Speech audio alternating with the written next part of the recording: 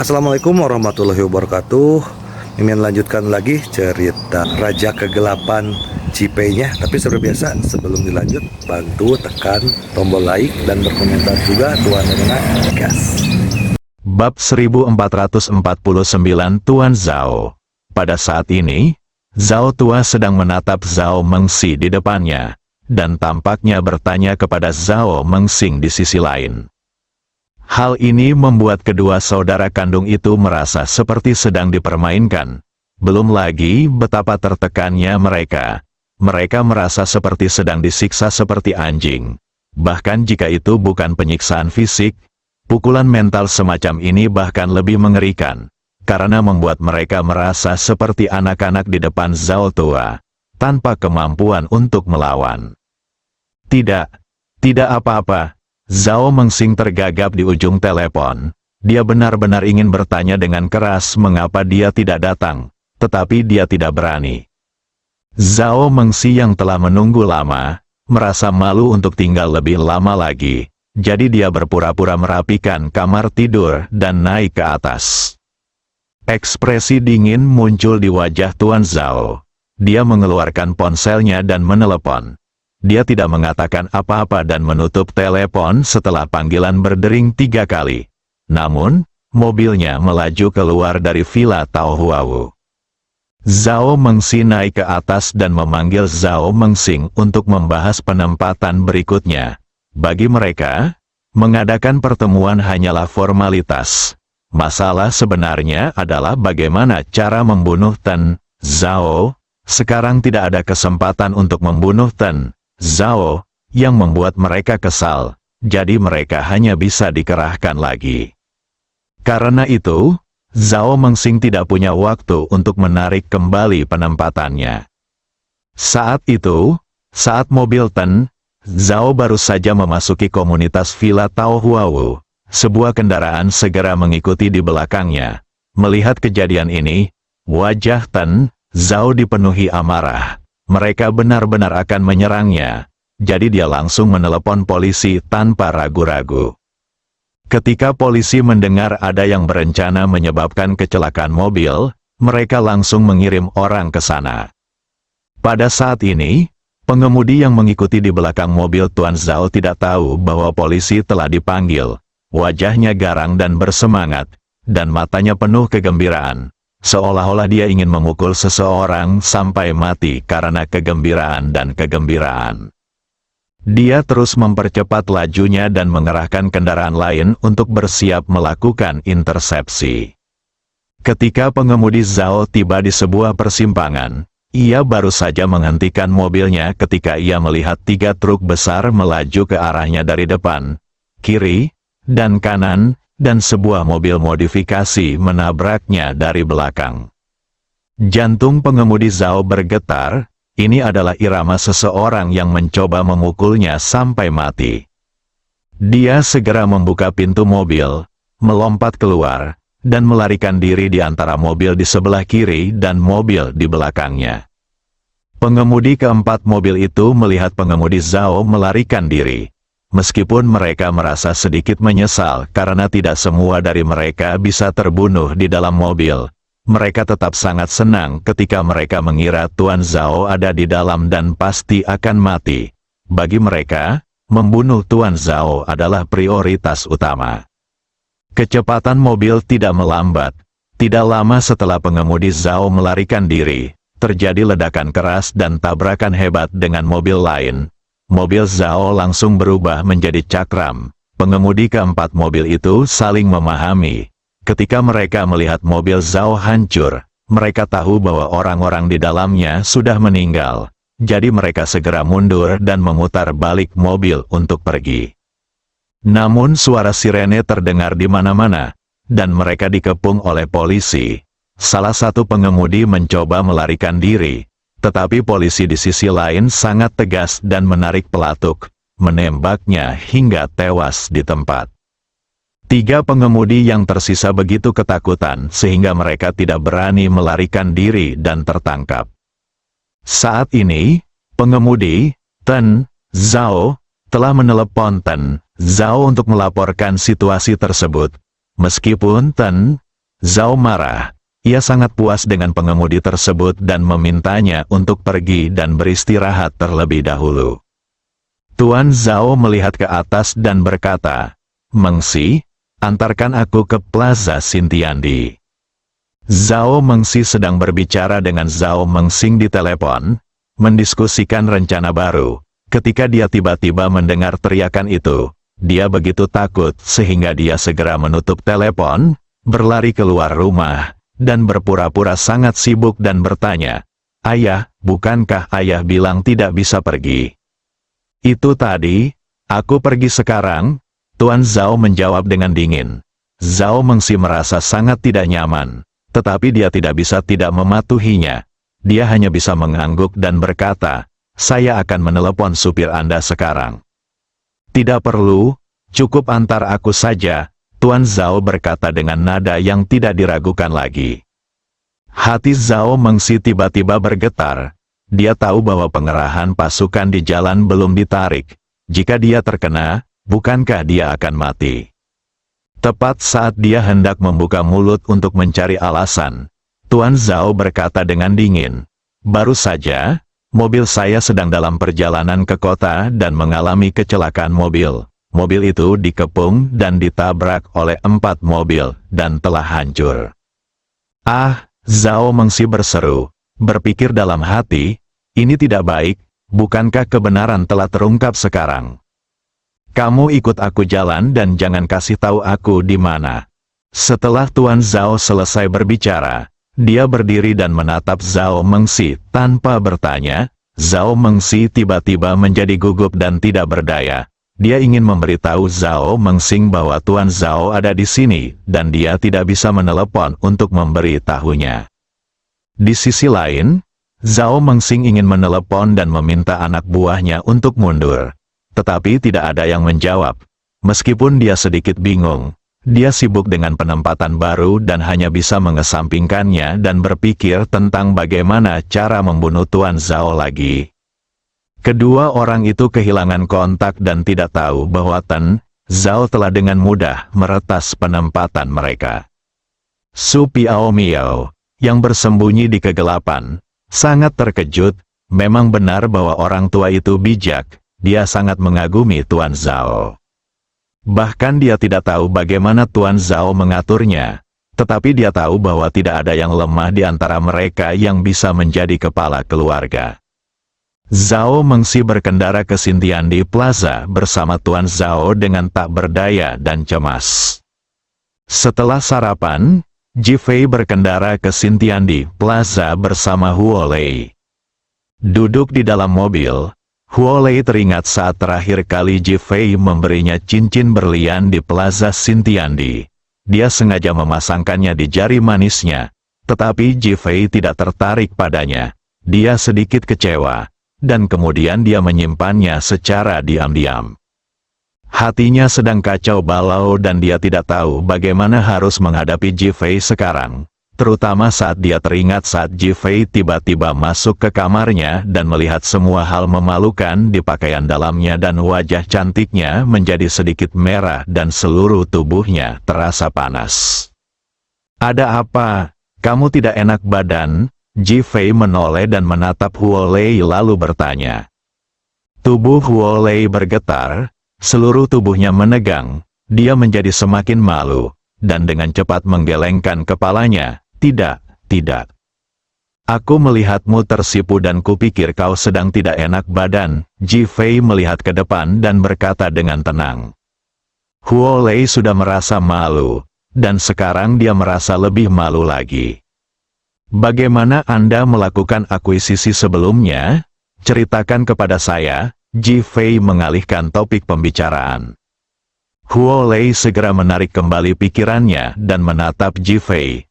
"Terakhir kali aku ke sana, aku membelinya menggunakan metode pengeluaran uang yang normal."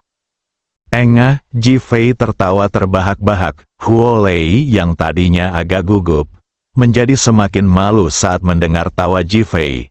Namun, dia tetap menatap Ji Fei dengan wajah merah, ingin tahu mengapa Ji Fei tertawa. Saat mengemudi, Ji Fei menenangkan diri dan berkata, Kamu masih terlalu jujur. Apa maksudmu? Tanya Huo Lei. Apakah keluarga Zhao kekurangan uang untuk Plaza Xintiandi? Huo Lei menggelengkan kepalanya tanpa sadar, menandakan tidak. Ji Fei melanjutkan. Jika kamu membeli properti keluarga Zhao, kamu akan menamparkan wajah keluarga Zhao. Apakah menurutmu keluarga Zhao akan setuju untuk menjualnya? Huo Lei menggelengkan kepalanya lagi, tetapi bertanya dengan ragu, lalu bagaimana cara membelinya? Membelinya dengan sikap mendominasi? Mengapa begitu mendominasi? Tanya Huo Lei. Rahasiakan ini, kau akan tahu saat kau sampai di sana.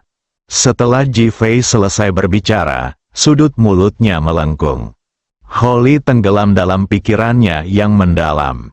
Bab 1450, Wajah Kotor Ruang Konferensi Xintiandi Plaza.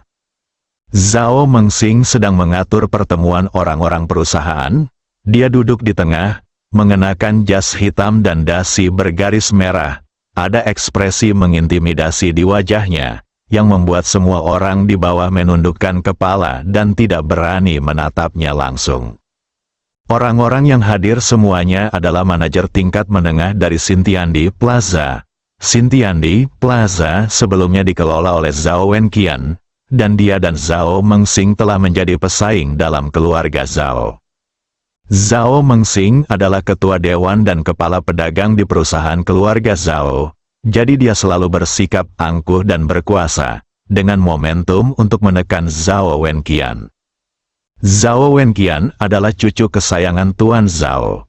Dengan dukungan Tuan Zhao, dia adalah pria dengan potensi besar untuk bangkit. Keduanya dapat dikatakan mewakili dua kekuatan keluarga Zhao. Secara kebetulan, Plaza Xintiandi ini menjadi titik di mana dua kekuatan bertabrakan dan bertemu. Kecuali Zhao Mengxing dan Xiao Chen, yang duduk di sebelah kiri mengenakan setelan Armani putih dan memiliki rambut berkilau. Semua orang di ruang konferensi adalah anak buah Zhao Wenqian. Sekarang, orang-orang ini tidak tahu nasib apa yang menanti mereka. Lagi pula, banyak dari mereka adalah bawahan langsung Zhao Wenqian, dan mereka mungkin ditekan atau bahkan diusir. Xiao Chen menatap orang-orang yang hadir dan merasakan suasana yang agak menyedihkan, tetapi dia sebenarnya sangat senang. Seolah-olah auranya yang kuat telah mengejutkan semua orang, membuat mereka semua mulai tunduk padanya. Sekarang, dia mulai bersemangat, menunggu datangnya saat yang baik. Batuk-batuk, Zhao Mengxing berpura-pura batuk 2 kali dan melihat ke arah orang-orang yang hadir. Banyak orang menggigil dan tampak gugup serta takut. Xiao Chen mengambil kesempatan untuk duduk tegak, menunjukkan ketenangan dan kepercayaan dirinya. Zhao Mengxing sangat puas saat melihat suasana di tempat kejadian hampir sama. Ia berkata, sebelumnya Plaza Xintiandi dipimpin oleh Zhao Wenqian, tetapi baru-baru ini ia menemukan wanita bernama Han Lu dan tidak ada yang tahu kemana ia pergi. Perusahaan menjadi tidak terkendali. Sekarang grup Chen Fei datang untuk mengakuisisinya, dan perusahaan menjadi kacau. Jadi saya memutuskan untuk mengganti orang yang bertanggung jawab. Desir, semua orang duduk tegak dengan penuh pengertian dan menatap Xiao Chen, sudah tahu siapa yang akan digantikan. Tubuh Xiao Chen tegak, dan dia mulai menjadi penuh percaya diri. Dia bahkan siap untuk mengangkat pisau dagingnya terhadap orang-orang tertentu di mal, bertekad untuk mengintimidasi dan menakut-nakuti mereka. Para karyawan di lokasi merasakan momentum ini dan mulai menjadi gugup. Xiao Chen, aku sudah memutuskan untuk membiarkanmu menjadi manajer. Zhao Mengxing menoleh dan menatap Xiao Chen lalu berkata. Xiao Chen tiba-tiba menjadi penuh percaya diri, mengangguk kepada Zhao Mengxing dan berkata, jangan khawatir, Tuan Zhao, saya akan berusaha sebaik mungkin untuk mengelola Plaza Xintiandi dengan baik. Dan saya pasti akan membuat Plaza Xintiandi bersinar dengan vitalitas baru. Mereka yang ingin memperoleh Plaza Sintiandi hanyalah berhayal. Bagus sekali, Zhao Mengsing segera mulai memuji dan menyemangati. Keduanya bekerja sama dalam harmoni yang sempurna, bernyanyi secara serempak, yang sungguh sempurna. Wah, beberapa orang yang cepat bereaksi sudah mulai bertepuk tangan untuk menyampaikan ucapan selamat. Hanya sekretaris Zhao Wenqian, Limi yang tidak berbicara. Dia dan Zhao Wenqian berada dalam hubungan pemimpin sekretaris dan dia telah jatuh cinta pada Zhao Wenqian. Mengenai Zhao Wenqian yang menikahi Han Lu, dia tidak bisa ikut campur, tetapi dia tidak akan pernah membiarkan siapapun melihatnya mengkhianati Zhao Wenqian. Zhao Mengsing dan Xiao Chen awalnya mengira semua orang akan menyerah dan tunduk kepada mereka. Tetapi mereka tidak menyangka bahwa sejak awal, sekretaris wanita itu akan keberatan dan bahkan menolak untuk bertepuk tangan. Zhao Mengsing tidak mengatakan apa-apa, tetapi memberikan kekuasaan kepada Xiao Chen, ingin melihat bagaimana dia akan menanganinya. Xiao Chen duduk tegak dan menatap sekretaris Zhao Wenqian, Limi. Dia mengenakan setelan jas kerah putih standar profesional, stoking berwarna daging, dan sepatu hak tinggi putih. Dia duduk di kursinya dengan tubuh tegak dan ekspresi yang sangat serius. Jika Anda tidak mengenalnya, Anda pasti akan mengira dia adalah orang yang sangat serius. Faktanya, dia memang sangat serius dalam pekerjaannya. Itulah sebabnya Zhao Wenqian menyukainya dan menjadikannya sekretarisnya. Namun, Kaisar baru mengangkat menteri baru. Sekarang Xiao Chen mencoba membangun otoritasnya. Bukankah dia akan mendapat masalah dengan melakukan ini? Sekretaris Li, Anda pasti sangat mengenal perusahaan ini. Saya telah memutuskan untuk mengangkat Anda sebagai wakil manajer perusahaan. Mulai sekarang, Anda akan mulai meneliti perusahaan ini untuk saya. Saya ingin mengetahui situasi sebenarnya dari Sintiandi Plaza dan merumuskan tujuan strategis pengembangan di masa mendatang. Begitu Xiao Chen membuka mulutnya, semua orang terkejut. Ini adalah langkah yang sangat cerdik untuk mempromosikan seseorang di depan umum tetapi menurunkan jabatannya secara diam-diam. Bahkan Zhao Mengsing pun terkejut. Langkah ini dimainkan dengan sangat indah. Tepat sekali. Langkah ini juga membuat orang lain tahu bahwa posisi Xiao Chen tidak dapat diganggu-gugat. Langkah ini juga membuat orang-orang terdiam. Lagi pula, di permukaan, langkah ini merupakan penggunaan kembali sekretaris Zhao Wenqian. Limi juga tahu dengan jelas di dalam hatinya, dia tidak mengatakan apa-apa tentang tipu daya Xiao Chen dan bahkan merasa itu terlalu berbahaya. Mengapa sekretaris Li tidak membalas? Apakah dia akan mengambil posisi itu atau tidak? Saya yakin banyak orang di sini yang ingin menjadi wakil manajer. Xiao Chen mulai maju selangkah demi selangkah. Limi sangat marah dengan kata-kata terselubung dan motif tersembunyi Xiao Chen. Dia jelas mencoba menghukumnya, dan dia berpura-pura begitu baik padanya. Manajer Xiao, terima kasih atas penghargaan Anda. Tetapi saya ingin menjelaskan satu hal. Apa maksudnya? Tanya Xiao Chen sambil tersenyum. Saya pikir surat rahasia ini untuk manajer Zhao, tetapi sekarang dia sudah pergi. Saya tidak akan melakukannya lagi. Kamu ingin berhenti? Xiao Chen mencibir, jelas tidak mempercayainya. Limi tersenyum dan mengangguk.